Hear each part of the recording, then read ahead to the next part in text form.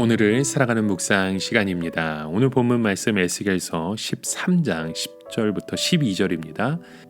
이렇게 칠 것은 그들이 내 백성을 유혹하여 평강이 없으나 평강이 있다 함이라. 혹은 담을 쌓을 때에 그들이 회치를 하는도다. 그러므로 너희 회치라는 자에게 이르기를 그것이 무너지리라. 폭우가 내리면 큰 우박덩이가 떨어지며 폭풍이 열파되리니 그 담이 무너진즉 혹이 너희에게 말하기를 그것에 칠한 회가 어디 있느뇨 하지 아니하겠느냐. 여러분, 이 태풍의 영향이 참 엄청나다는 것을 우리는 2017년도죠. 그 합의에 또 2005년에 그 카트리나를 통해서 이 휴스턴 지역의 그 제방이 무너졌던 것을 봅니다.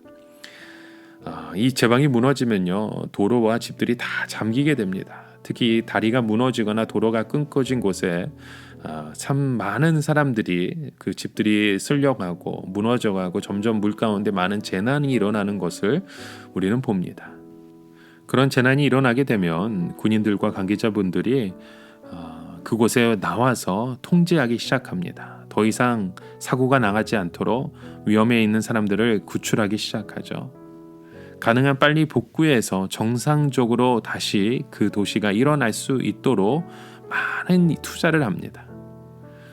이와 같이 오늘 본문 속에 보시는 것이 무엇입니까? 이 선지자는 이 귀족들이 모인 장소에 나가 있을 것이 아니라 성이 무너진 데 가서 있어야 함을 보여줍니다. 그곳에서 팔을 크게 흔들면서 여기 성이 무너졌으니 이곳을 먼저 수리해야 한다고 소리를 쳐야 하는 것이었죠. 그런데 나라가 혼란스러울 때는 아무도 그런 곳에 나가 있으려 하지 않았다는 겁니다. 왜냐하면 밤에 그런 데 나가 있으려면 귀찮기도 하고 돈도 생기지 않은 일이었기 때문에 또 인기도 별로 도움이 되지 않는 것들이었습니다. 그리고 복구하는 문제, 예산의 부족을 핑계대면서 서둘러서 하려 하지 않았던 것이죠. 왜냐하면 이런 일들은 아무리 열심히 해도 욕만 얻어먹고 자기 인기에 도움이 되지 않기 때문입니다. 지금 바로 유다 사회는 그런 사회 풍토에 빠져 있었던 것입니다. 사회에 큰 구멍이 뚫려 있던 것이죠. 이 구멍은 도덕적인 구멍이었고 영적인 구멍이었고 정신적인 구멍이었습니다. 유다 사람들에게는 심각한 도덕적인 구멍이 뚫려 있었던 것입니다. 하지만 유다의 그 지도자들은 이런 것에 전혀 관심이 없었습니다. 그런 것이 자신의 인기나 명예에 전혀 도움이 되지 않았다고 생각했기 때문이죠. 지금 그들의 삶의 제방이 무너졌다고 또 혹은 성벽이 뚫려 있다고 해서 지금은 괜찮아 보일지라도 다음에 수해가 나면 바로 홍수가 나게 되어 있고 전쟁이 일어나면 적들은 바로 그 무너진 성벽으로 들어오게 되어 있는 상황이지만 여전히 유다 지도자들은 근본적인 치료를 하는 데 관심이 없었습니다. 왜냐하면 그런 부분들은 사람들의 인정을 받는 부분도 아니고 당장 자신의 삶에 도움이 되지 않다고 생각했던 것입니다. 그래서 어떻게 합니까? 그냥 쉬운 방법으로 대충 합판이나 얇은 종이 같은 것으로 막은 후에 그 위에 회치를 해서 성벽처럼 보이게 한 것입니다.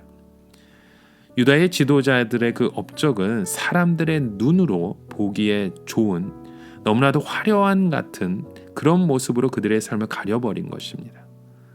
수출도 많이 증가되고 눈에 보이는 건물들도 많이 증가되는 것이죠. 그러나 실제로는 모든 것이 다 날림 공사로 이루어진 것들입니다. 허점투성이었으며 모든 것은 회칠한 담이었던 것입니다. 조금만 위기가 다가오면 조금만 어려움이 와도 모두 와르르 무너질 수밖에 없는 그런 눈가림의 공사만 하고 업적을 쌓았던 것입니다. 그래서 우리의 삶 가운데 필요한 것이 무엇입니까? 바로 정직한 하나님의 종들이, 하나님의 사람들이 일어나야 된다는 것입니다. 우리가 요셉을 통해 무엇을 봅니까? 요셉은 이집트의 총리로 있으면서 미래 14년을 정확하게 내다보았습니다. 그것은 7년 대풍년이 오고 그 후에 7년 대흉년이 오게 되는데 그 7년의 대풍년이 축복이 아니라는 것이었습니다. 7년의 대풍년을 축복이라 생각하는 사람들은 모두 지출을 늘리고 모든 생활 지출을 방만하게 할 것입니다. 그러나 요셉은 그것이 유혹인 줄 알았기 때문에 백성들로 하여금 풍년하는 그 생활 동안 지출을 늘리지 못하게 하였고 큰 창고를 지어서 흉년을 대비하게 했습니다. 우리 같았으면 대풍년이 들면 당장 우리가 축제를 벌어서 흥청망청 다 쓰고 세금을 면제해주며 큰 소리를 쳤을 것입니다. 그러나 요셉은 세금을 더 올리고 엄청난 곡식을 거두어서 7년 그 흉년을 대비하게 했습니다. 풍년 동안 흥청망청 쓰던 사람들은 그 흉년에 다 굶어 죽을 수밖에 없었습니다. 여러분, 우리가 이것을 통해 무엇을 봅니까? 너무나 많은 사람들이 쉽게 성공을 원하고 쉽게 행복을 찾는다는 것입니다. 너무나 많은 사람들이 부동산으로 땅을 통해 돈을 벌려고 몸부림치고 있죠. 교회도 마찬가지입니다. 우리가 교회 안에 그 부흥을 너무 쉽게 생각해서는 안 됩니다. 건물을 크게 짓고 여러 가지 프로그램을 만족하게 세워서 교인들을 많이 이끌어가는 것이 아닙니다. 이것이 바로 오늘 말씀대로 평강이 없는데도 평강이 있다고 외치는 것과 동일한 것입니다. 우리에게 가장 어렵고 절실한 것은 죄로 인하여 파괴되고 무너진 우리의 속사람을 하나님의 말씀으로 세밀하게 치료해 가는 것입니다. 이것은 시간이 오래 걸리는 것이고 그 결과도 금방 눈에 띄지 않는 것들입니다. 그러나 이스라엘의 그 지도자들은 인기를 끄는 사람들이 아니라 이스라엘 사회의 그 무너진 곳을 고치는 사람이었던 것입니다. 그들에게 가장 중요한 것은 바로 이 무너진 신앙과 무너진 마음을 고치는 것이었습니다. 왜냐하면 그들에게 지금 위기가 닥쳐오고 있었기 때문입니다. 다시 수해가 닥치려 하고 전쟁이 오려 하고 있었습니다. 그러나 그들은 평강이 없는데도 평강이 있다고 말하면서 백성을 속이고 말았던 것이었죠. 그리고 나서 나중에 성이 다 무너지고 사람들이 다 망한 후에 다음에 칠한 회가 어디 있느냐라고 묻는 것입니다. 이것은 그때 화려하던 그 약속이 어디에 있느냐는 뜻입니다. 결국 이런 지도자를 만난 것 자체가 백성들이 자초한 것이었습니다.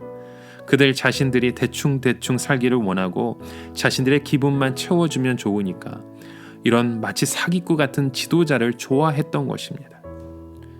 여러분, 우리의 신앙의 그 기초가 얼마나 중요한지 깨달으셔야 됩니다. 오늘 우리는 모든 것이 다 빨리빨리의 신앙을 자꾸만 사모하게 됩니다. 차분하게 하나님의 말씀을 다시금 하나씩 기초를 다져가는 그런 믿음의 고백들이 세워지길 주님의 이름으로 간절히 축원합니다. 아무리 결과가 더디고 사람들이 알아주지 않는다 할지라도 우리에게는 하나님 말씀 외에 아무것도 없음을 믿으시길 바랍니다. 오늘 살아가며 한 가지 말씀의 묵상을 드립니다. 여러분, 그 말씀이 우리를 치료하고 그 말씀이 우리를 회복하며 그 말씀만이 우리를 이끌어 가심을 믿으십니까? 그러기 위해서는 우리가 이 세상의 음성에 세상의 모습에 빠져가는 우리의 고백이 아니라 이 세상 가운데 빛과 소금의 사명을 우리가 굳건하게 감당하는 그 믿음의 그 기초가 더욱더 단단해지시는 오늘 우리의 삶의 고백이 되어지시길 주님의 이름으로 간절히 축원합니다. 함께 기도합니다. 하나님 아버지, 그런 믿음의 고백을 가지고 우리가 주님을 바라보고 소망합니다.